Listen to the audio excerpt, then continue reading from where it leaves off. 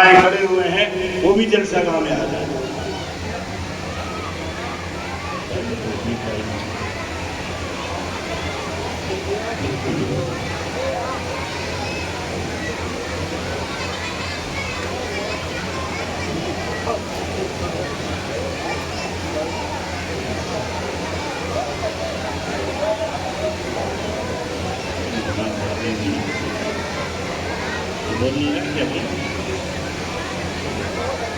Site set کریے mic والے mic کو سیٹ کریں.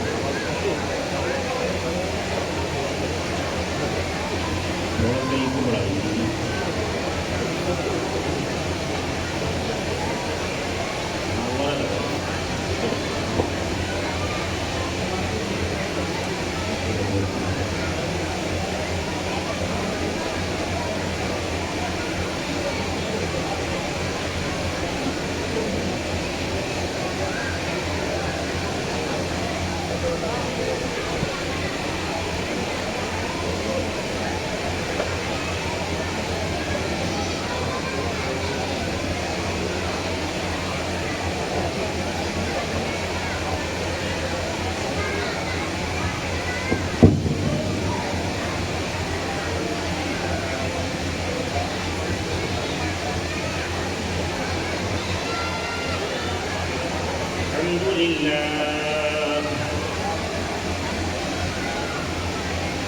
الحمد لله نحمده ونستعينه ونستغفره ونؤمن به ونتوكل عليه ونعوذ بالله من شرور أنفسنا ومن سيئات أعمالنا من يهده الله فلا مضل له ومن يضلله فلا هادي له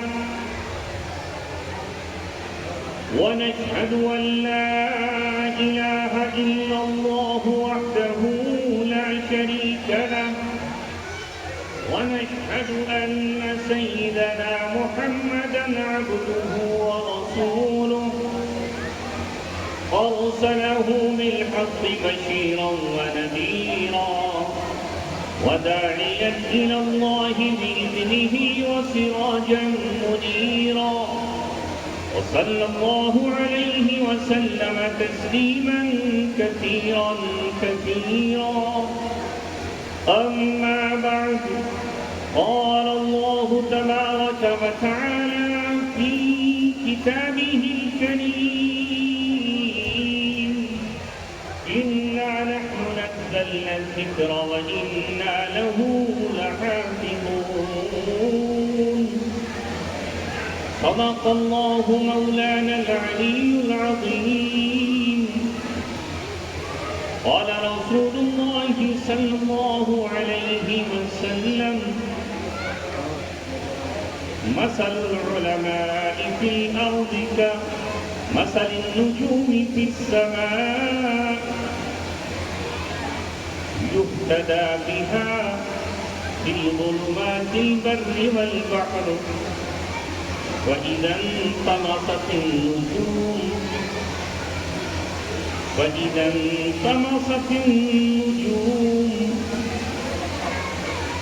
أوشك أن تضل الهدى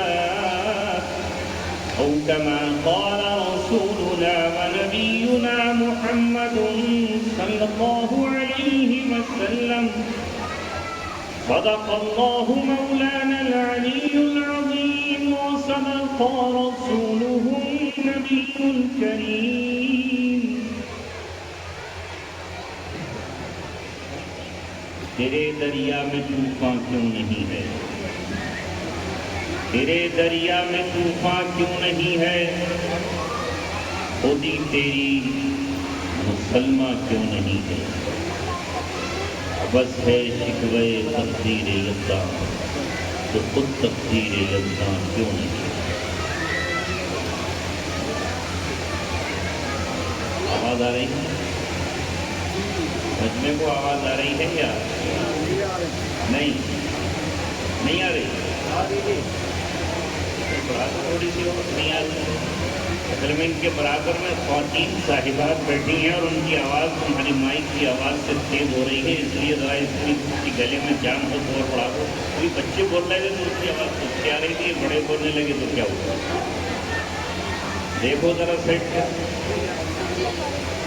اور تو آپ خاموش ہو جاؤ اور اپنے بچوں کو تھوڑا خاموش کر لو تاکہ آپ سے بھی گفتگو کی جا سکے. اور ویسے ماشاءاللہ اہل مدرسہ نے, اہل بستی نے سامنے عمارت تعمیر کر لی ہے. میں نے پچھلے سال بھی گزارش کی تھی کہ آئندہ عورتوں کا انتظام مردوں سے اتنی دور کیا جائے کہ ان کی پازیب کی کھنکھناہٹ, ان کی چوڑیوں کی جھنکار مردوں کے کانوں تک نہ آئے. مگر حبیب پور والوں, تمہیں گفتگو شاید اردو کی سمجھ میں نہیں آتی اور انگریزی میں ہمیں بولنا نہیں آتا, تو سامنے عمارت بن گئی تھی. اگر عورتوں کا انتظام وہاں ہو جاتا تو زیادہ مناسب رہتا. ایک دروازے سے ہی آ جاتی, چھوٹے والے دروازے سے, اور ایک دروازے سے مرد آ جاتے. دو دروازے آپ نے بنائے ہیں, ایک دروازوں پر عورتوں کا پہرا ہوتا, دوسرے دروازوں پر مرد کھڑے ہوتے. یہ انتظام اگر آپ کر لیں, یہ میرا آپ کو مشورہ ہے, یہ میری آپ کو رائے ہے, انشاءاللہ پھر آپ دیکھیں کہ اللہ تبارک و تعالیٰ جو چاہتا ہے وہی تو ہمیں کرنا ہے. ان مدارس کا مقصد کیا ہے؟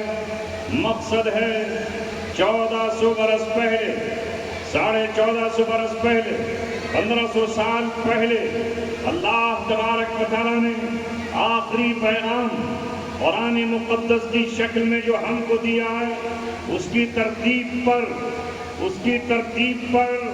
بستیوں کی تعمیر ہو, اس کی ترتیب پر معاشرے کی تعمیر ہو, اس کی ترتیب پر مسجد کی تعمیر ہو, اس کی ترتیب پر اداروں کی تعمیر ہو, اس کی ترتیب پر دلوں کی تعمیر ہو, اس کی ترتیب پر جسموں کی تعمیر ہو. لباس وہ پہنے جائیں جو قرآن نے پہننے کا حکم دیا ہے. گھروں کی تعمیر ویسے کی جائے جیسے قرآن نے کرنے کا حکم دیا ہے. ہماری خوشیاں ویسے ہوں جیسے قرآن نے ہمیں خوشیاں منانے کی اجازت دی ہے. غم اسی طرح منائے جائیں جس طرح قرآن نے غم منانے کی ہمیں اجازت دی ہے. ہم اپنی طرف سے کوئی چیز نہ ایجاد کریں, نہ ملائیں, نہ پیدا کریں. ہم قرآن کے پابند ہوں, ہم دین کے پابند ہوں. اس لیے ہمیں اللہ تبارک و تعالیٰ نے ضابطے دیے, اصول دیے, قانون دیا, دستور دیا. او لاکھوں سلام اس آقا پر, بت لاکھوں جس نے توڑ دیے, دنیا کو دیا پیغام سکون, انسانوں کے رخ موڑ دیے. اس محسن عالم نے الیاس کیا کیا نہ دیا, انسانوں کو دستور دیا, منشور دیا, کئی راہیں دیں, کئی موڑ دیے. زباں پر مومنوں کی جب بھی ذکر تاجدار آئے تو اس کے بعد پھر لازم ہے ذکر 4 یار آئے. ابو بکر و عمر, عثمان و حیدر باوفا جب ہوں تو کیوں کر نہ پھر باغ مصطفیٰ میں بہار آئے. یہ دنیا بدامنی کا شکار تھی, اسے امن ملا آمنہ کے بیٹے کی بدولت. یہ دنیا قتل و غارت گری کا شکار تھی, اسے راحت اور سکون اور چین کا سانس ملا. قرآن اور محمد رسول اللہ کے ذریعے یہ مکہ اور مدینہ قتل غارت گری کی آماج گاہ بنے ہوئے تھے. اسے قتل سے اگر کسی نے بچایا اور زندگی اور حیات کا نسخہ کسی نے لا کر دیا تو وہ آمینہ کا لال, عبداللہ کا در یتیم, آمینہ کا لخت جگر محمد عربی صلی اللہ علیہ وسلم ہے. یہ دنیا جاہلیت کی دلدل اور جنگل میں پھنسی ہوئی تھی، اگر اس جاہلیت کے گھٹا ٹوپ اندھیروں سے کسی نے نکالا ہے تو وہ قرآن کا چراغ ہے، وہ علم کی روشنی ہے۔ محمد صلی اللہ علیہ وسلم جس علم کے چراغ کو لے کر آئے، اس چراغ کا نام قرآن ہے، اس سورج کا نام قرآن ہے، اس چاند کا نام قرآن ہے، اس ستارے کا نام قرآن ہے، جو آپ کے اس مدرسے فیض طیب میں پڑھایا جاتا ہے، جو رات اور صبح ابھی تک بچوں نے آپ کے سامنے پیش کیا ہے۔ اے میرے عزیزوں، 1,25,000 نبی اس دنیا میں آئے، نبیوں نے انسانوں کو کھیتیاں کرنے کے لیے آزاد چھوڑا، تم اپنی فصلیں اگانے کے لیے آزاد، تم اپنے باغ لگانے کے لیے آزاد، تم اپنی دنیا کمانے کے لیے آزاد ہو، مگر ہم اس لیے آئے ہیں کہ تمہیں ہم جانوروں سے جدا کر کے انسان بنائیں اور یہ بتائیں کہ تم حیوانوں سے ممتاز ہو، اور تمہیں اللہ تبارک و تعالیٰ نے انسان بنایا۔ انبیاء کرام نے محنت زمین کی مٹی پر نہیں کی، سونے اور چاندی پر نہیں کی، ہیرے جواہرات پر نہیں کی، اینٹ کے ہٹوں پر نہیں کی، انہوں نے پتھروں کو تراش کر محل اور فرعون جیسے اہرام مصر نہیں بنائے، انہوں نے دلوں کو مانجھا، دلوں کو صاف کیا، دلوں میں جو کدورت تھی، دلوں پر جو زنگ تھی، دلوں میں جو تنگی تھی، دلوں میں جو حسد تھا، دلوں میں جو جلن تھی، دلوں میں جو نفرت تھی، دلوں میں جو ایک دوسرے کے خلاف عداوت تھی، دلوں میں جو بغض تھا، اس کو صاف کر کے دشمنوں کو آپس میں ایک دوسرے کا بھائی بنا دیا، اور انسان جو ایک دوسرے کا قتل کرتے تھے انہیں آپس میں بھائی اور دوست بنا دیا اور ایک دوسرے کا محافظ کر دیا۔ آج بدنصیبی اس انسانیت کی یہ ہے کہ جو تعلیم انبیاء کرام لے کر آئے تھے، اس تعلیم کو اس انسان نے فراموش کر دیا۔ جو تعلیم حضرت موسیٰ علیہ السلام کو کوہ طور پر دی گئی تھی، آج ان کے ماننے والوں نے اس تعلیم کو ختم کر دیا، بھلا دیا، فراموش کر دیا، اس میں تبدیلیاں کر دی، اور ان کے ماننے والوں نے تورات کو اٹھا کر نہ جانے کہاں ڈال دیا، اسے بدل دیا اور اس میں تحریف کر ڈالی، اور وہ تورات کے مطابق زندگی نہیں گزار رہے۔ جو تعلیم حضرت داؤد علیہ السلام لے کر آئے تھے، اس تعلیم کو ان کی ماننے والی قوم نے فراموش کر دیا، بھلا دیا، اور باغوں میں بھی نہیں چھوڑا اور گھروں سے نکال کے باہر۔ آ رہی ہے میری بات سمجھ میں یا نہیں؟ نیند تو نہیں آ رہی جی؟ نیند تو نہیں آ رہی ہے؟ نیند کی گولیاں کھا کے تو نہیں آئے ہو؟ رات کو تو بہت سے لوگ نیند کی گولیاں کھا رہے ہیں۔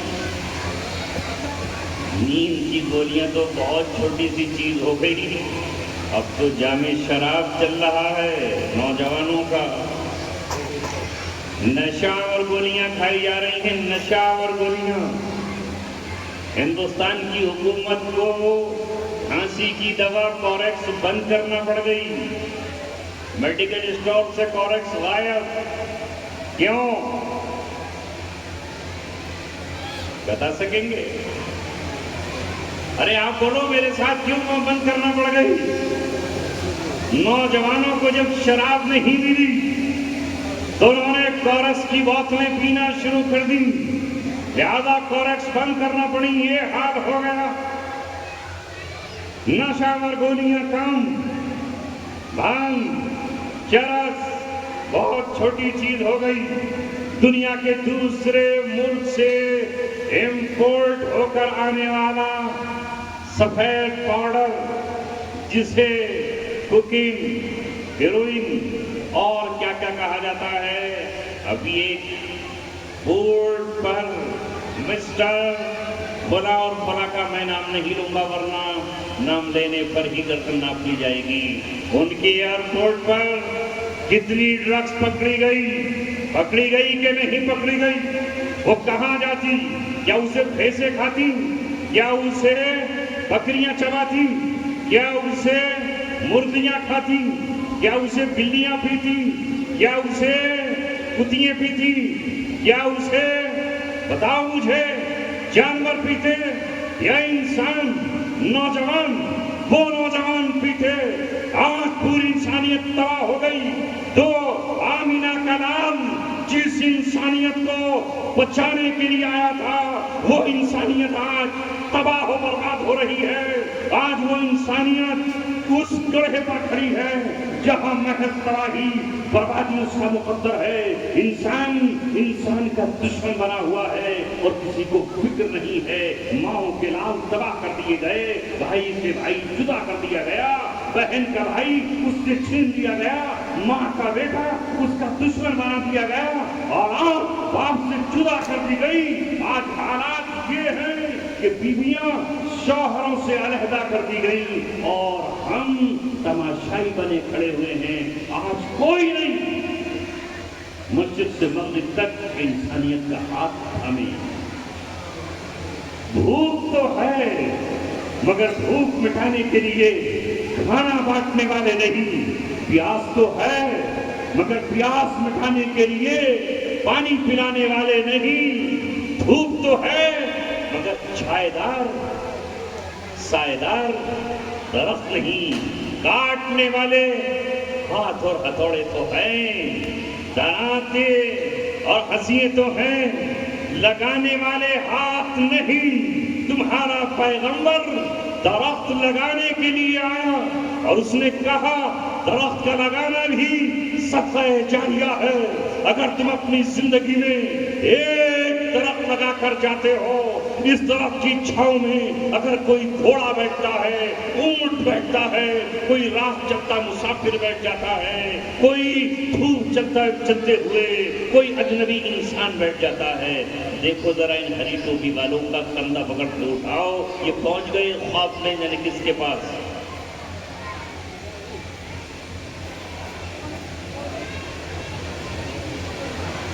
اور اس کی جگہ دوسری دفعہ بھی آئے گا.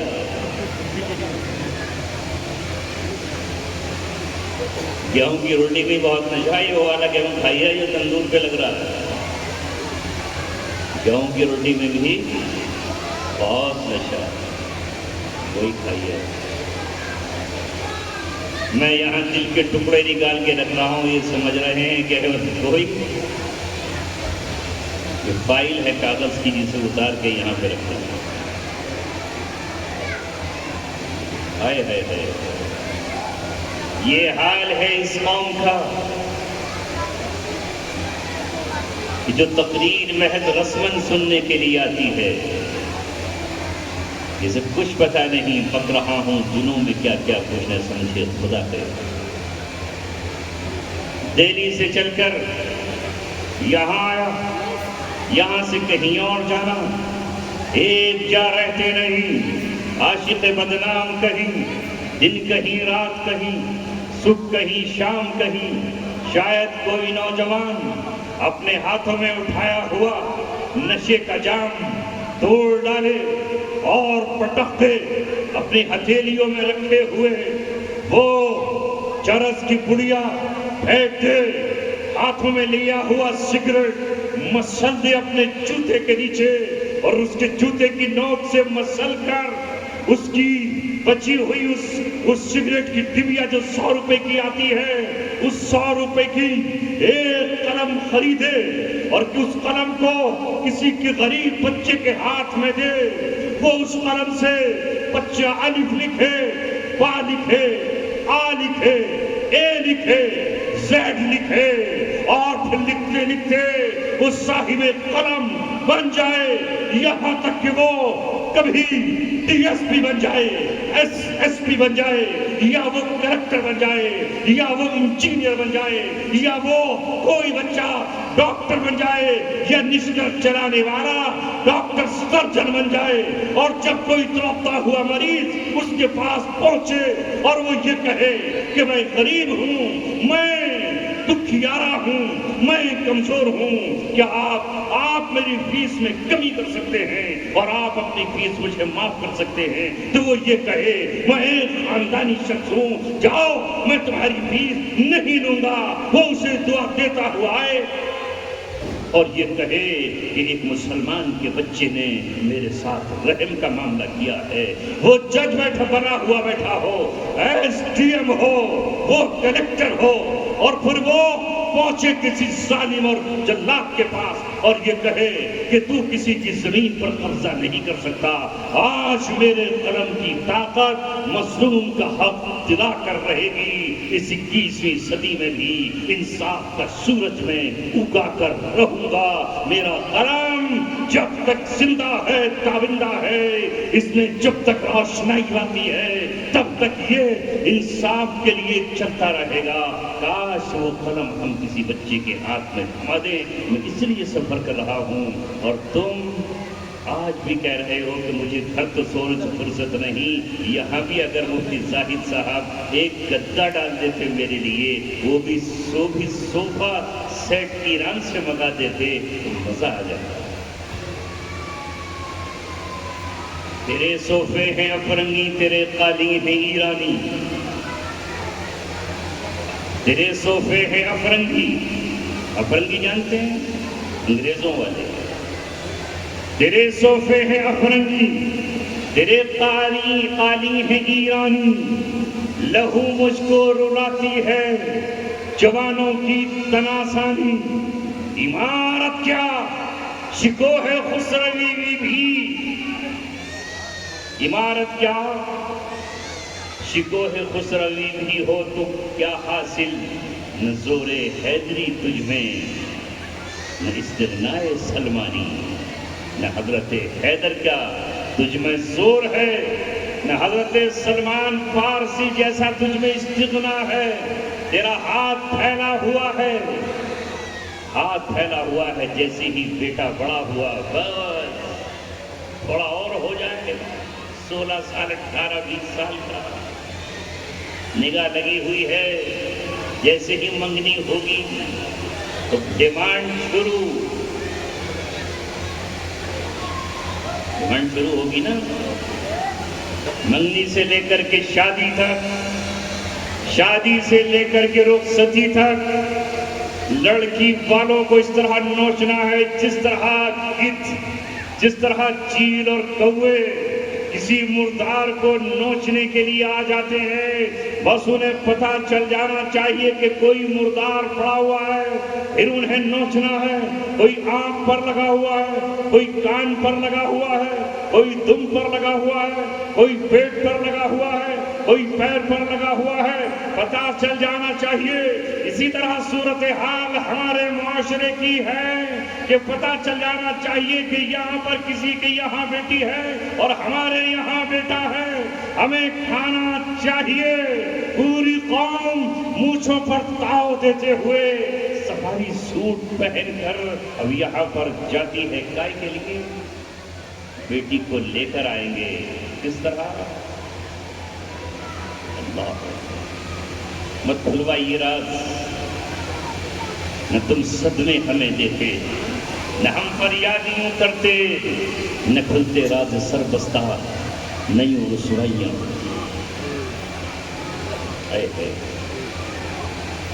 بات وہاں سے پہنچ کر، کیونکہ میں لکھی ہوئی اسکرپٹ نہیں پڑھ رہا ہوں، لیپ ٹاپ پر لکھی ہوئی کوئی تحریر نہیں پڑھ رہا ہوں، آپ کے چہرے کا امپریشن، آپ کے آنسو، آپ کی نیند، آپ کی بے توجہی، آپ کی غفلت، آپ کا شور مجھے کچھ کہنے پر مجبور کر دے گا۔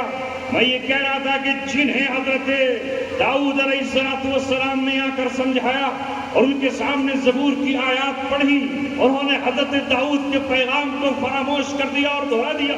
پھر حضرت عیسیٰ علیہ السلام آئے اور انہوں نے اپنی قوم کو آ کر جو سمجھایا اور کہا، اے بھٹکی ہوئی بھیڑوں، اے بنی اسرائیل کی بھٹکی ہوئی بھیڑوں، میں تمہیں سمجھانے آیا ہوں، مگر انہوں نے نہیں مانا حضرت عیسیٰ علیہ السلام کے پیغام کو۔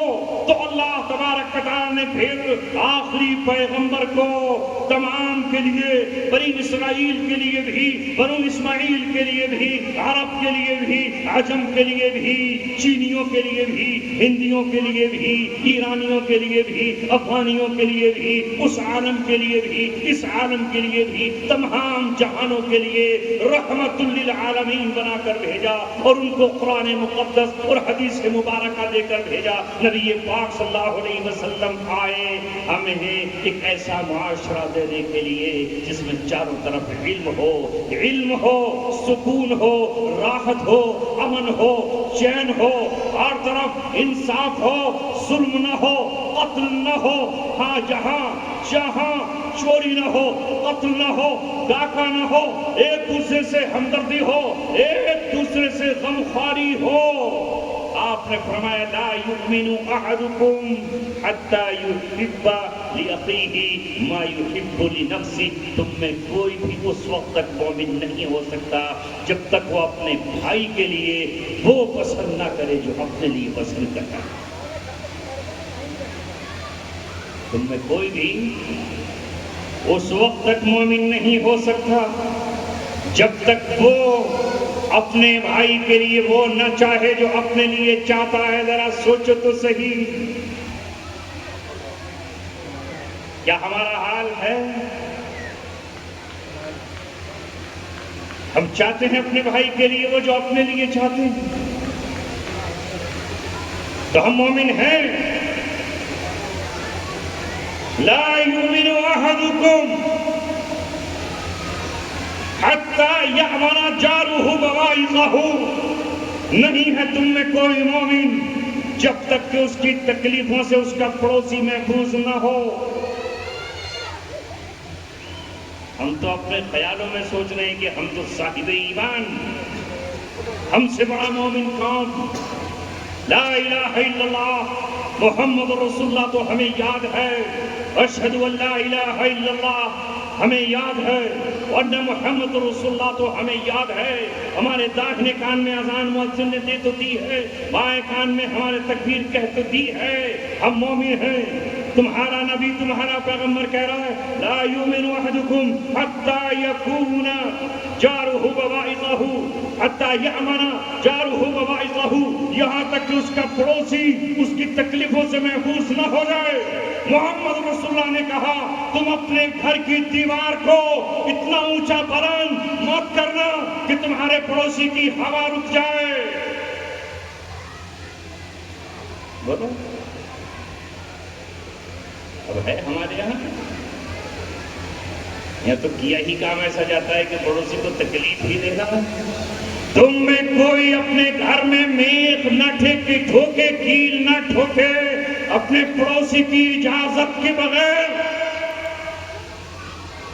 یہ ہے فرمان نبی پاک صلی اللہ علیہ وسلم کا۔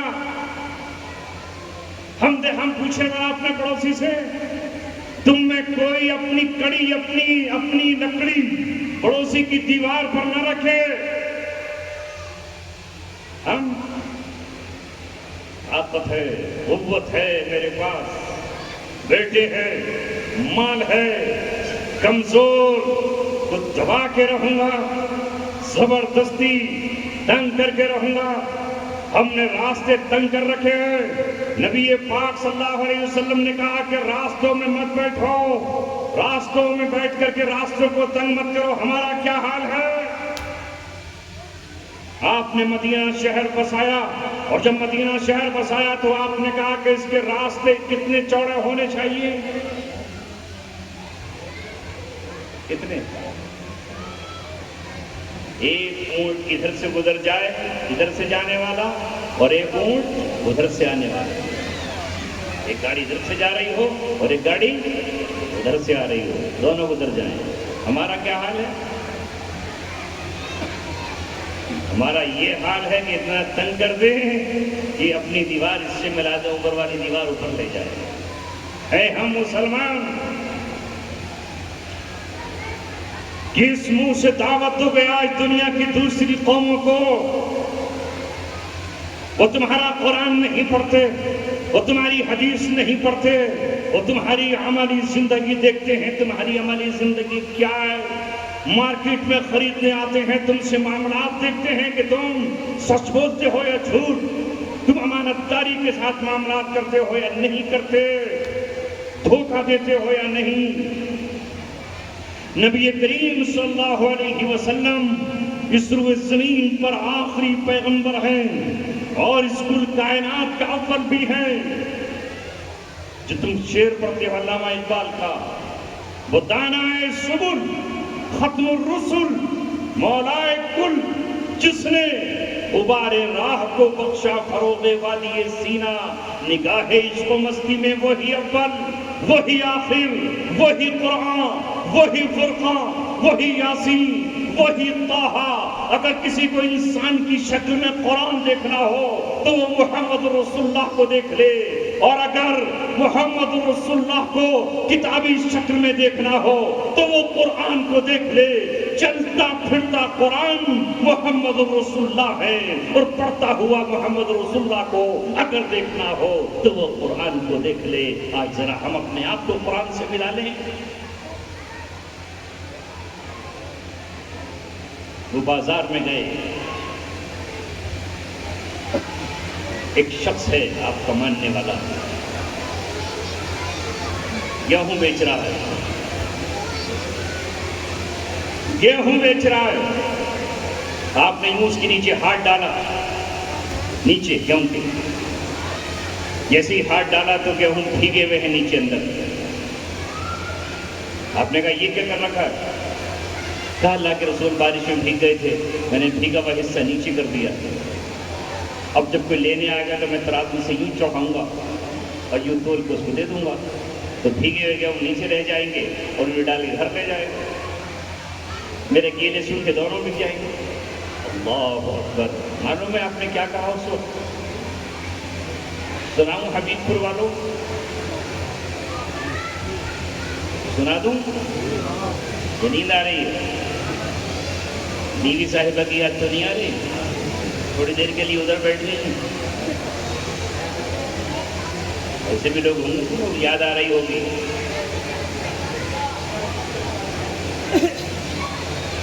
کیا کہا نبی پاک صلی اللہ علیہ وسلم نے؟ ان کی زبان سے نکلے ہوا کلمہ قانون بن گیا، حدیث بن گیا، آئین و قیامت تک کے لیے دستور بن گیا۔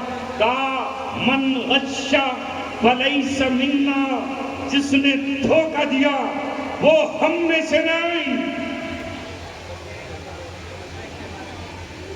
جس نے دھوکہ دیا وہ ہم میں سے نہیں ہے۔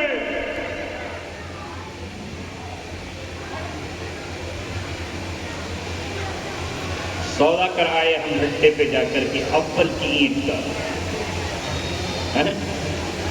اور بھٹے مالک نے کہا کوئی بات نہیں ملا جی جائیے، کیونکہ ہماری داڑھی والے کو تو ملا جی کہہ رہے، ملا جی، اسے پتا نہیں کہ یہ عالم ہیں، امام ہیں، قاضی ہیں۔ ملا جی جائیے، آ جائے گی گاڑی، ٹرالی آ جائے گی آپ کے یہاں۔ جب وہاں پہنچے تو اس میں آدھی ٹرالی اول کی تھی اور آدھی دوم کی تھی۔ سیدھے سادھے آدمی،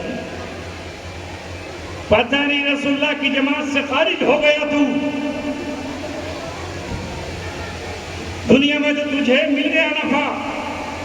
ابھی ہمارے ملنے والے ایک صاحب نے کہا سنبل کی سائڈ سے اینٹ آ رہی تھی، نوئیڈا میں اینٹیں لگ رہی ہیں، اس نے اینٹیں لگانے شروع کی، 5000 کی اینٹیں لگ رہی ہیں، بیچ میں گول دائرہ بناتا چلا گیا۔ دوسرے نے کہا کہ ذرا اینٹیں گن کے تو دیکھ لو، 6000 اینٹ میں 1000 کم، 5000 اینٹیں، بیچ میں 1000 غائب کر دی، 1000 کے پیسے لا رہا ہے۔ اس نے پھر یہ کہا میں ذرا پولیس کو جا کر کرتا ہوں کمپلینٹ۔ جب پولیس آئی تو پولیس نے 20,000 روپے لیے، اب آ گئی نہ نہیں آئی۔ یہ کرنے والے کون؟ مسلمان۔ یہ عذاب اللہ تبارک و تعالیٰ کا یوں ہی نہیں آ رہا، گھوڑا اللہ تبارک و تعالیٰ کا یوں ہی نہیں برس رہا. سنو، نبی کریم صلی اللہ علیہ وسلم نے جو ہمیں دین اسلام دیا ہے اسے محض نماز کی حد تک محدود مت کرو. نماز میں مت دیکھو کہ دین صرف نماز کا نام ہے. دین ہمارے معاملات کا نام ہے. جس لڑکی کو ہم اپنے گھر لے کر آ رہے ہیں وہ ہمارے بیٹے کی بہو ہے بے شک وہ ہمارے بیٹے کی بہو. اس سے رشتہ ہمارے گھر والوں کا قائم ہوا ہے تو وہ اس گھر کی زینت بھی ہے. اس سے رشتہ سسرال کا قائم ہوا ہے تو اب وہ ہمارے گھر کی بیٹی بھی ہے. ساس کو ستانے کا حق نہیں ہے, نندوں کو ستانے کا حق نہیں ہے, سسر کو ظلم کرنے کا حق نہیں ہے, دیوروں کو اس کے ساتھ ظلم کرنے کا حق نہیں ہے. اور اس بیٹی کو بھی اپنے شوہر کے علاوہ جو شوہر کا باپ ہے اسے باپ ہی سمجھنا چاہیے اور اپنی ساس کو اپنی ماں کی طرح سمجھنا چاہیے. اگر یہ ساس اسے اپنی بیٹی کی طرح سمجھنے لگے اور یہ بیٹی ساس کو اپنی ماں سمجھنے لگے, خدا کی قسم یہ گھر اس کے لیے بھی جنت بن جائے گا اور ان کے لیے بھی یہ بیٹی جنت کی حور بن جائے گی. یہ اس طرح بن جائیں گے. مگر وہ ساس کو ماں نہیں سمجھتی اور یہ ساس اس کو بیٹی نہیں سمجھتی, اس لیے نہ گھر جنت نہیں بن پاتا بلکہ یہ جہنم کی نظر ہو. ہم سے ایک ایک چیز کا حساب قیامت میں ہونا ہے. اللہ تبارک و تعالی ہم نے منع کرتا ہے وَذَرُوا ظَاهِرَ الْإِثْمِ وَبَاطِنَهُ, گناہ کے ظاہر کو بھی چھوڑو اور گناہ کے باطن کو بھی چھوڑو. یہ تمہارے بچے بھی پٹاخے چھوڑتے پھر رہے ہیں, کس کے بچے ہیں یہ بتاؤ مجھے؟ غیر مسلموں کے بچے. یہ جو مدرسے کے سامنے مسجد کے پاس پٹاخے چھوڑتے پھر رہے ہیں کس کے؟ غیر مسلموں کے ہیں. ارے بتاؤ نا, کیوں انہوں نے اسلام چھوڑ دیا؟ انہوں نے اسلام دھرم چھوڑ دیا؟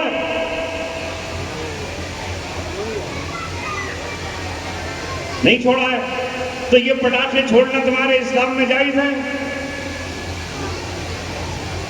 تمہارا نبی کہتا ہے من تشبہ بقوم فہو منہم, جس نے جس قوم کی مشابہت اختیار کی وہ انہی میں سے ہے, وہ انہی میں سے ہے.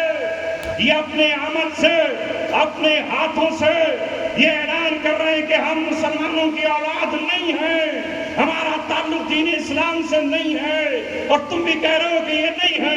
اللہ تبارک و تعالی اللہ رب العزت کے سامنے بغاوت کا اعلان کر رہی ہے مسلمان قوم. پھر جب اللہ تبارک و تعالی اگر اپنی رحمت کو ایک لمحے کے لیے کھینچ لے تو سانس لینا دوبر ہو جائے گا, زندگی دوبر ہو جائے گی. اللہ تبارک و تعالی یہ ان مدرسوں میں چونکہ کچھ معصوم بچے بیٹھے ہیں, یہ ان جیسے جن جو صبح شام قرآن پڑھتے ہیں, اس لیے میں آپ سے کہنا چاہتا ہوں کہ ان اداروں کی آج بھی ان کی اپنی آنکھوں کی پلکوں سے اپنی آنکھوں کی پلکوں پر بٹھا لو ان اداروں کو. یہاں قرآن پڑھا جا رہا ہے جو یہ کہہ رہے ہیں کہ اللہ 1450 برس پہلے جو قرآن آیا تھا اس قرآن کو ہم اپنی ننھی پاک اور معصوم زبان سے پڑھ رہے ہیں. ہم آج بھی ان پٹاخوں کو اپنے ہاتھوں میں نہیں لیں گے, اس لیے کہ یہ دنیاوی اعتبار سے بھی نقصان کا باعث ہے. اس میں مال ضائع ہوتا ہے, ان سے کبھی آگ لگ جاتی ہے, کبھی ان سے جسم جل جاتے ہیں, کبھی ان سے مکانات جل جاتے ہیں, ان سے کبھی نقصان ہمارے گھروں کا ہو جاتا ہے. یہ دنیاوی اعتبار سے بھی صحیح نہیں ہے اور آخرت کے اعتبار سے بھی صحیح نہیں ہے اور ہمارے دین کے اعتبار سے بھی صحیح نہیں ہے. ہم کبھی بھی ان کے قریب نہیں آئیں گے. یہ وہ قوم ہے جو ان مدارس میں ترتیب دی ہے. آپ کی اپنی ایک شناخت ہے, اس شناخت کو باقی رکھو. اے میرے عزیزو, جب نبی جس دور میں تشریف لائے اس دور میں قلم نہیں تھے. مولانا علی میاں نے لکھا ہے پورے مکے میں محض 16 یا 17 آدمی ایسے ہوں گے جو لکھنا پڑھنا جانتے ہیں. کتنے یاد رہے گا؟ 16 یا 17 لوگ ہوں گے جو محض لکھنا پڑھنا جانتے ہوں. ایسے ماحول میں 16-17 لوگوں میں نبی پاک صلی اللہ علیہ وسلم پر جو قرآن اتر رہا ہے اس کی پہلی آیت اس کا پہلا پیغام، قرآن کی پہلی وحی، قرآن کا پہلا میسج۔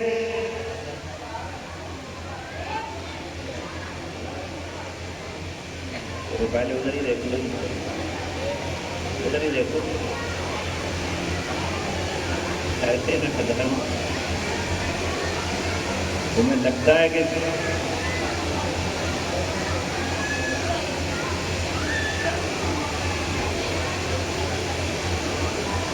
کسے سنا ہے بھائی؟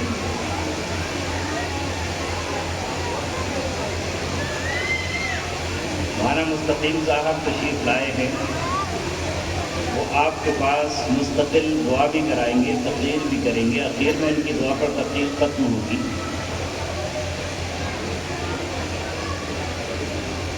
تو اگر تقریر آپ کو سننا ہے تو ذرا توجہ دے دیجیے، اور نہیں سننا ہے تو کھل کے کہہ دیجیے کیوں بکواس کر رہا بیٹھا ہوا یہاں پر، آیا کیوں ہے؟ تجھے بلایا کس نے؟ نزایات کے بچے کہہ کیوں نہیں دیتے؟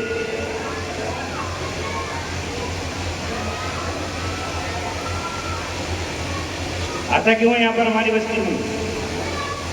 ہم نہیں سننا چاہتے تیری تقریر، اور بیٹھ جاتے اسے وہ کھڑے وہاں پر۔ چھوڑو پٹاخے، کون منع کر رہا؟ اور آؤ 15 اگست میں پتنگیاں اور پتنگ، ہم پہ کیا فرق پڑے؟ اس دنیا میں بھی اللہ تبارک و تعالی کسی بھی وقت کسی بھی حال میں کبھی بھی پکڑ کر سکتا ہے، اس کی پکڑ آواز دے کر نہیں آتی۔ اور آخرت میں اللہ تبارک و تعالی چھوڑے گا نہیں، ایک ایک لمحے کا حساب لیا جائے گا، ایک ایک سانس کا حساب لیا جائے گا، ایک ایک پیسے کا حساب لیا جائے گا، ایک ایک نعمت کا حساب لیا جائے گا۔ ثم لتسألن یومئذ عن النعیم۔ جو لوگ گھروں پر بیٹھے ہیں بیماری کی وجہ سے یہاں نہیں آ سکے اور تڑپ رہے ہیں کاش ہم جا سکتے وہاں جلسے میں، لیکن ہم اپنی مجبوری سے نہیں جا سکے، اور جو لوگ آ پائے ہیں وہ جو چل سکتے ہیں پھر نہیں آئے، ان سے بھی حساب لیا جائے گا۔ جو بہرے ہیں اور وہ سن نہیں سکتے پوری زندگی، ان سے جو سن رہے ہیں ان سے حساب لیا جائے گا۔ ہم نے تمہیں کان دیے تھے اور تم نے نہیں سنا۔ کچھ ایسے بھی تھے جن کے پاس دماغ تھے اور جن کے پاس دماغ نہیں تھے، ان سے حساب لیا جائے گا۔ یہ علماء کرام یوں ہی اللہ تبارک و تعالیٰ نہیں بھیجتا۔ اللہ تعالیٰ سورہ ملک میں اور کئی صورتوں میں کہتا ہے الم یأتکم نذیر۔ جب جہنم میں ڈالے جائیں گے جیسے دنیا میں لوگ جیلوں میں ڈالے جاتے ہیں، آج دنیا میں جب ہم تو یوں ہی لگتا ہے ہمیں کہ فلاں کے گھر کو توڑ دیا گیا، فلاں کے گھر پہ بلڈوزر چلا دیا گیا، فلاں کا ریزورٹ توڑ دیا گیا، مگر یہ ایماندار جب اس کے پاس جاتے ہیں، علماء جاتے ہیں، جب ان کے پاس کوئی غریب جاتا ہے، جب ان کے پاس کوئی ایماندار جاتا ہے، جب ان سے زکوٰۃ کا مطالبہ کیا جاتا ہے تو کہتے ہیں ہمارے پاس کہاں ہے، ہم میں تو کچھ ہے ہی نہیں۔ لیکن جب ناچنے گانے والوں کا مرحلہ آتا ہے تو پھر ان کے پاس خوب پیسہ ہوتا ہے۔ جب ان کے پاس زنا کا مرحلہ آتا ہے تو زنا کاری کے لیے پیسہ ہوتا ہے۔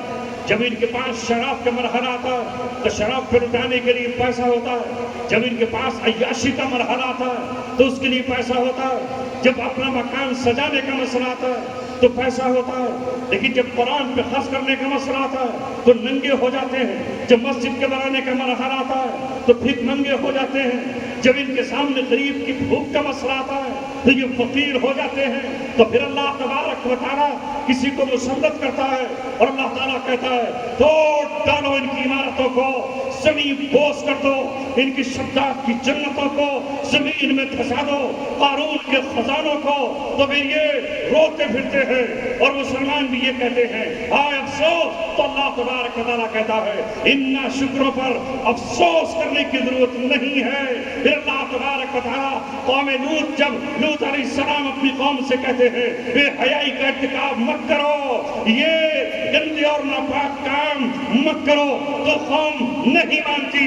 پھر جب عذاب آتا ہے تو اللہ تبارک و تعالیٰ کہتا کہتا ہے وَلَا يَلْتَفِتْ مِنْكُمْ أَحَدٌ، تم میں سے کوئی ان کی طرف پلٹ کر بھی نہ دیکھے، اگر پلٹ کر بھی دیکھا تو پھر پتھر آ کر اس کو لگے گا۔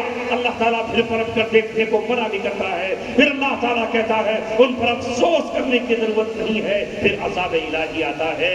ایسا ہی بغداد میں ایک زمانے میں مسلمان کر رہے تھے، ایسا ہی ملک شام میں کر رہے تھے، ایسا ہی مصر میں کر رہے تھے، تو اللہ تبارک و تعالیٰ نے چائنا کے ایک علاقے سے منگولیا قوم کو اٹھا کر یہ کیا کہ منگول قوم کو اللہ تبارک و تعالیٰ نے چنگیز خان اور ہلاکو خان کی شکل میں ان مسلمانوں پر مسلط کیا، اور چنگیز نے اور ہلاکو نے ان مسلمانوں کا اتنا قتل عام کیا، اتنا قتل عام کیا کہ ان کی لاشوں کے پہاڑ کھڑے کر دیے، ان کی کھوپڑیاں کاٹی اور کھوپڑیوں کو سکھا کر ان کے پیالے بنائے، اور پیالے بنا کر ان میں ان کا خون ڈالا، اس خون کو شراب کی طرح پیا، اور شراب پی کر یہ کہا کہ ہم خدا کی طرف سے تم پر عذاب کی شکل میں مسلط ہیں۔ یہ تاریخ میں لکھا ہے۔ اس سے پہلے کہ اللہ تبارک و تعالیٰ ناراض ہو جائے، پھر کوئی چنگیز دوسرا سبق سکھانے نہ آ جائے، پھر کوئی ہلاکو خان ہم پر مسلط نہ کر دیا جائے، ہمیں اپنے گناہوں سے توبہ کرنا چاہیے، ہمیں اپنی غفلت کی چادر اتار کر اللہ تبارک و تعالیٰ کے سامنے رونا چاہیے، گڑ گڑانا چاہیے، ان مدارس کی قدر کرنا چاہیے۔ یہ وہ باغ اور چمن ہیں جہاں اللہ کے رسول صلی اللہ علیہ وسلم پر اترا ہوا قرآن پڑھا جاتا ہے، پڑھایا جاتا ہے، جہاں توحید کا، اخلاق کا اور دین کا سبق پڑھایا جاتا ہے، جہاں بے حیائی سے روکنے کی بات کی جاتی ہے، جہاں سچائی کا درس دیا جاتا ہے، جہاں دھوکہ دھڑی سے بچایا جاتا ہے، جہاں قوم کو اخلاقیات سکھائی جاتی ہے۔ تو میں یہ عرض کر رہا تھا کہ مکہ میں اس وقت 17 قلم ہوں گے، اس درمیان میں جو قرآن آتا ہے تو وہ قلم کی بات کرتا ہے، وہ علم کی بات کرتا ہے، جہاں پڑھے لکھے چند افراد مکہ میں موجود تھے، لیکن قرآن نے کہا سب سے پہلی جو بات کہی اقرأ، پڑھیے، بسم ربک الذی خلق، اپنے اس رب کے نام سے پڑھیے جس نے پیدا کیا۔ پڑھنا ہے، مگر کیا پڑھنا ہے؟ اپنے رب کے نام سے پڑھنا ہے۔ یہی وجہ ہے کہ جب قرآن پڑھا جاتا ہے تو بسم اللہ سے شروع کیا جاتا ہے، پہلے شیطان سے پناہ مانگی جاتی ہے، اعوذ باللہ من الشیطان الرجیم، میں پناہ چاہتا ہوں شیطان مردود کی شر سے، اللہ کی۔ بسم اللہ الرحمن الرحیم، شروع کرتا ہوں اس اللہ کے نام سے جو رحمان بھی ہے رحیم بھی ہے۔ تو پڑھیے، اپنے رب کے نام سے پڑھیے، علم وہ فائدہ دے گا جس میں رب کا نام ہو۔ اقرأ بسم ربک الذی خلق، خلق الانسان من علق، بتایا انسان کو کہ انسان تو خود بخود دنیا میں نہیں آیا، تجھے پیدا کیا ہے کس نے؟ اس اللہ نے۔ وہ تیرا خالق ہے، وہی تیرا مالک ہے، وہی تیرا رازق ہے، اسی نے تیرا گوشت بنایا، اسی نے تیری ہڈیاں بنائی، اسی نے تیرے 32 دانت بنائے، اسی نے تیری زبان بنائی، اس زبان کی اوپری سطح پر ذائقہ بنایا، اسی نے نگلنے کو حلق بنایا، اسی نے معدہ بنایا، اسی نے جگر، اسی نے پھیپھڑے، اسی نے تلی، اسی نے دل، اسی نے دماغ، اسی نے رگیں، اسی نے ہڈیاں اور پٹھے بنائے۔ اس رب کے نام سے پڑھ۔ لہذا وہ قرآن پڑھا گیا مکہ میں، وہ قرآن پڑھا گیا مدینہ میں، اور نبی پاک صلی اللہ علیہ وسلم نے کہا انما بعثت معلما، میں بھیجا گیا ہوں معلم بنا کر، میں ٹیچر ہوں، میں معلم ہوں، میں پریچر ہوں، میں ٹیوٹر ہوں، میں پروفیسر ہوں۔ میرا کام ہے پڑھانا، میرا کام ہے درس دینا، میرا کام ہے سمجھانا، میرا کام ہے سکھانا۔ میں سکھانے کے لیے آیا ہوں، میں لڑانے نہیں آیا، میں قتل و قتال کرانے نہیں آیا، میں اپنے قبیلے کو دوسرے قبیلوں پر غالب کرنے کے لیے نہیں آیا، مال جمع کرنے نہیں آیا، باغوں کو دوسرے باغوں سے زیادہ بنانے نہیں آیا، سونے کے پہاڑ اپنی قوم کو دینے کے لیے نہیں آیا۔ انما بعثت معلما मुतअल्लिमन लिउतम्मिम मकारिम अल-अखलाक, मैं इसलिए आया हूँ ताकि अखलाक की आला मंजिलों पर तुम्हें पहुँचा दूँ, अखलाक के आला सुकून तुम्हें बना कर खड़ा कर दूँ। लेकिन ऐ मेरी कौम, मोहम्मद सल्लल्लाहु अलैहि वसल्लम ने अरब के डाकुओं को, अरब के चोरों को, अरब के कातिलों को, अरब के लुटेरों को, अपनी माओ से जिना करने वालों को, अपनी बेटियों को कत्ल कर देने वालों को, अपने भाइयों का खून पी लेने वालों को, आपने जिंदा ऊंटों को, उनके गोश्त को चबा जाने वालों को इस काबिल बना दिया था कि वो पूरी दुनिया में इंसानियत की हिफाजत करते और सारी दुनिया उनके सामने खड़े होकर ये कहती कि तुम हमारे इमाम हो, तुम हमारे पेशवा हो, तुम हमारे रहबर हो, तुम हमारे मुक्तदा हो। बताओ बताओ, हम तुम्हें अपना बड़ा मानते हैं, हम कैसे जिंदगी गुजारें। और आज है मेरे दोस्तों, तुम कहाँ, तुम्हारा और मेरा अमल कहाँ है? हम चार लोग एक जगह इकट्ठा नहीं हो सकते। हमारे दिलों में मोहब्बतें खत्म हैं, मोहब्बत की जगह नफरत है। आज हम एक दूसरे से बगावत, एक दूसरे से आज हमारे दिलों में नफरत है।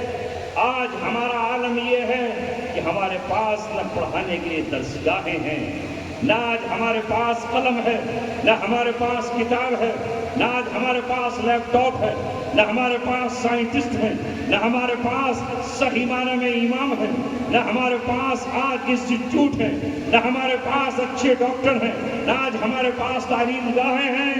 और जिहालत ही जिहालत है, जिहालत की दलदल है, गुस्सा है जो सिर्फ इस बात पर उभारे कि हम कत्ल कर डाले।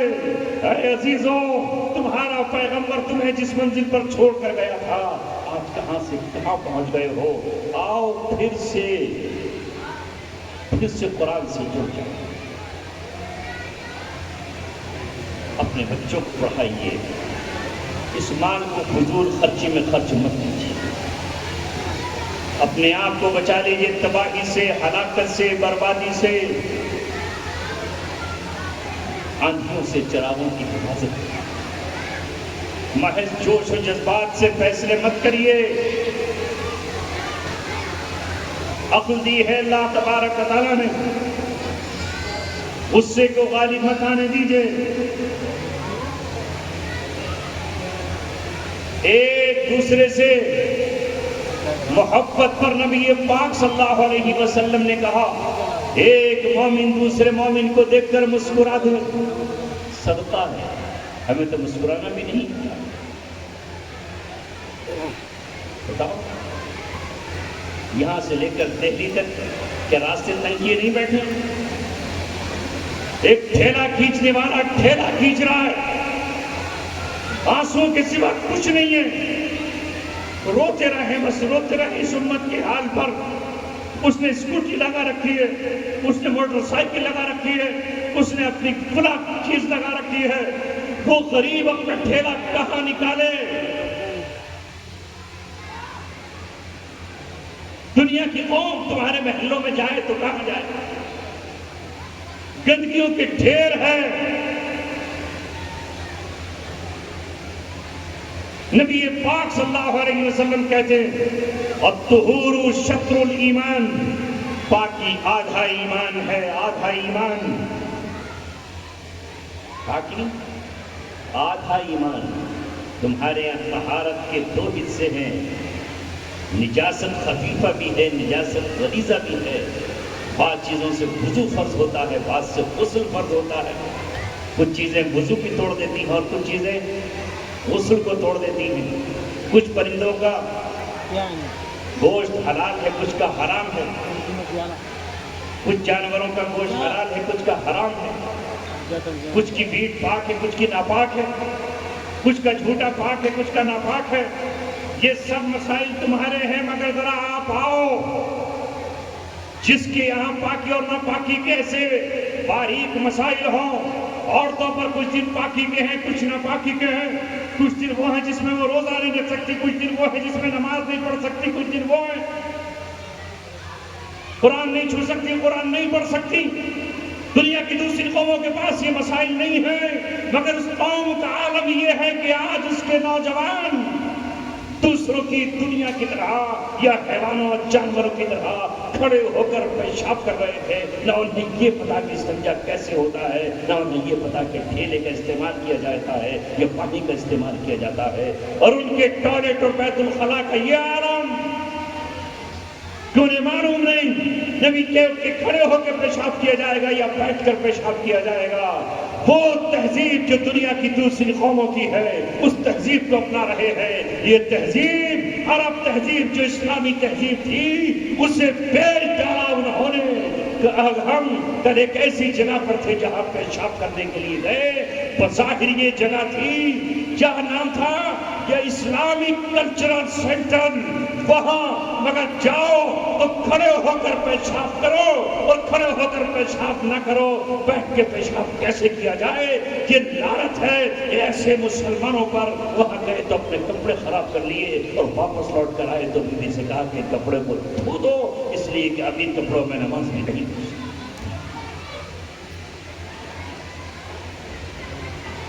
کیا حال ہے تمہاری مسجدوں کا؟ مسجد کے باہر ٹوائلٹ ہیں، صفائی کا ہے کوئی انتظام؟ سچائی کہہ رہا ہوں میں جھوٹ بول رہا ہوں؟ کیا عالم ہے؟ اگر رک جاؤ اور پیشاب کوئی کر لے تو کیوں؟ کون کرے گا صفائی آ کر؟ دوسری قوم کے لوگ، سکھوں کو بنایا جائے نہیں، وہ آئیں گے آریہ سماج کے لوگ یہ صفائی کرنے کے لیے؟ جین دھرم کے لوگ آئیں تمہاری صفائی کرنے کے لیے؟ ان کی کتابیں آئیں پڑھنے کے لیے؟ ارے اے مسلمانوں، تمہارا عالم یہ ہے اور ان پہ کوئی بولنے کو تیار نہیں ہے۔ نہی عن المنکر چھوڑ دیا ہم نے، امر بالمعروف چھوڑ دیا ہم نے، نہیں رکھ سکتے صفائی کے لیے، خود نہیں کر سکتے۔ نبی پاک صلی اللہ علیہ وسلم مسجد نبوی کی صفائی کرتے ہیں، ہم مسجد کی صفائی خود نہیں کر سکتے۔ ایک بوڑھی عورت مسجد کی صفائی کرتی ہے، نبی پاک صلی اللہ علیہ وسلم اس کے مقام کو بیان کرنے کے لیے آپ کی غیر موجودگی میں اس کا انتقال ہو جاتا ہے تو آپ قبرستان میں جا کر اس کی نماز جنازہ پڑھتے ہیں۔ ہمارے شہر کے چودھری صاحب ہمارے محلے کے سارے لوگ رکھتے ہیں کرائے پر ایک شخص کو کہ وہ صفائی کرے گا، ہم نہیں کر سکتے، ہے کہ نہیں؟ کرائے پر رکھا جائے گا وہ صفائی کرے گا تو پھر تمہاری حالت اللہ تبارک و تعالیٰ وہ کرے گا جس کے تصور سے روحیں کانپ جائیں گی، دل جس کے تصور سے کانپ جائیں گے۔ اپنے آپ کو بدل لو۔ اللہ تبارک و تعالیٰ کے نبی نے تو یہ کہا کہ مسجد میں کچی پیاز اور کچا لہسن کھا کے مت جانا، اس لیے کہ اس سے جو بو نکلتی ہے وہ بدبو ہے، اس سے بھی اللہ کو تکلیف ہوتی ہے، اس کے فرشتوں کو تکلیف ہوتی ہے۔ کچی پیاز اور کچا لہسن کھا کے ترنت اسے صاف کیے بغیر مسجد میں داخل مت ہونا۔ وہ نماز جو مسواک کر کے پڑھی جائے اس نماز سے 70 گنا افضل ہے جو بغیر مسواک کے پڑھی جائے۔ کیوں؟ اس لیے کہ منہ سے کچھ نہ کچھ بو آ ہی جاتی ہے، انسان کھانا کھاتا ہے اور مسواک سے بو ختم ہو جاتی ہے۔ چونکہ مسجد میں نماز پڑھی جائے گی تو منہ سے کسی طرح کی کوئی بو نہ آنی چاہیے، مگر ہمارا عالم یہ ہے کہ ہم نے مسجد کے باہر ٹوائلٹ بنائے ہوئے ہیں۔ ان ٹوائلٹ کا عالم یہ ہے کہ مہینوں 6 مہینے، سال 200 سال ان کی صفائی نہیں ہوتی، اور اس سے جو چھریں آتی ہے وہ یہ کہ تیزاب میں بھی وہ چھریں نہیں آتی ہوں گی اور وہ مسجد میں جا رہی ہے اور واجب ہو رہے ہیں۔ واہ واہ واہ واہ واہ واہ، سبحان اللہ،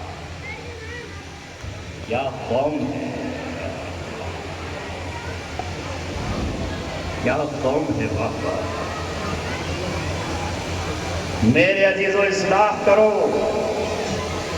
النکاح نصف الایمان، نکاح کو آدھا ایمان کہا گیا۔ جب نکاح ہم کیا کرتے تھے تو نکاح ایک بوجھ ہمارے کاندھوں پر محسوس ہوتا تھا۔ آج بچے ہمارے بڑے ہوتے چلے جا رہے ہیں، پرواہ ہی نہیں ہے۔ نیٹ اور انٹرنیٹ کے فتنے نے نکاح کو کہاں سے کہاں پہنچا دیا ہے، کیا عالم ہو رہا ہے، مگر پرواہ نہیں نکاح کریں کیسے۔ پہلی بیٹی کا نکاح کیا تو قرض دار ہو گئے، اس لیے کہ داماد کو 10 لاکھ روپے دینا پڑے۔ گاڑی کریٹا سے کام کہاں چلے گا؟ فارچونر چاہیے، فارچونر بھی ٹاپ ماڈل، بلیرو سے چھوٹی موٹی سے کام کا چل جائے گا، نیو ماڈل۔ چونکہ گاڑی ہے نہیں تو سسرال سے تو چاہیے، اس میں مخلوص، اور یہ پیسہ یا تو زمین بیچ کر دیا جائے، نہیں دیا جائے تو سود پر دیا جائے، مجبوراً دیا جائے، ورنہ بیٹیاں گھروں پر جوان ہو گئیں، جوانیاں ڈھل گئیں، بڑھاپے دہلیز تک آ گئے، باپ نے گھر بیچ دیے، مکانات بیچ دیے، یا سود پر پیسہ لے آئے، اور سود لین دین کو اللہ تبارک و تعالیٰ کہہ رہا ہے فَإِن لَمْ تَفْعَلُوا فَاعْذَرُوا بِحَرْبٍ مِّنَ اللَّهِ وَرَسُولِهِ۔ کاش ہم نبی پاک صلی اللہ علیہ وسلم کے سنت پر چلتے ہوئے بیٹیوں کو محض بغیر جہیز کے لے آتے، جس بستر پر ہم سوتے تھے اسی پر وہ بیٹی بھی سو جاتی، جو بیڈ ہمارا اپنا تھا اسی پر وہ سو جاتی، ایک بیڈ ہم اپنے بچے کے لیے لے لیتے، جس پرانی موٹر سائیکل پر ہم کل تک چلتے تھے اسی پر اس بیٹی کو بلا لاتے، جس پرانی کار میں ہم سفر کرتے تھے اسی پرانی کار پہ وہ سفر کر لیتی، جس گھوڑے تانگے میں ہم چلتے تھے اسی گھوڑے تانگے پر وہ سفر کر لیتی۔ ہم اپنی بیٹی کو اپنی وراثت کا حصہ دے دیتے، تم اپنی بیٹی کو اپنی وراثت کا حصہ دے دیتے، دنیا کی قوموں کے سامنے ہم یہ کہتے کہ ہمارے نبی نے ہمیں بیٹھ کر پیشاب کرنے کا طریقہ بتایا ہے تو ہم بیٹھ کر پیشاب کریں گے، ہمارے نبی نے ہمیں بیٹی کو وراثت کا حق دیا ہے تو ہم اپنی بیٹی کو وراثت کا حق دیں گے، جہیز کا لیے ہمیں نہیں کہا ہے تو ہم جہیز نہیں دیں گے، ہم اپنے بچے کو قرآن بھی پڑھائیں گے، چاہے چھپر کے پھوس کے نیچے پڑھانا پڑے، چاہے ٹاٹ پر بیٹھ کر پڑھانا پڑے، قالین میسر ہوگی تو قالین پر پڑھائیں گے، اگر چھت ہمیں لینٹر کے میسر ہوگی تو اس پر پڑھائیں گے۔ ہمارے نبی نے ہمیں عبرانی زبان سریانی زبان پڑھانے کے لیے کہا ہے تو انگریزی بھی پڑھائیں گے، الجبرا بھی پڑھائیں گے، ہمارے نبی نے ہمیں علم طب بھی سکھایا ہے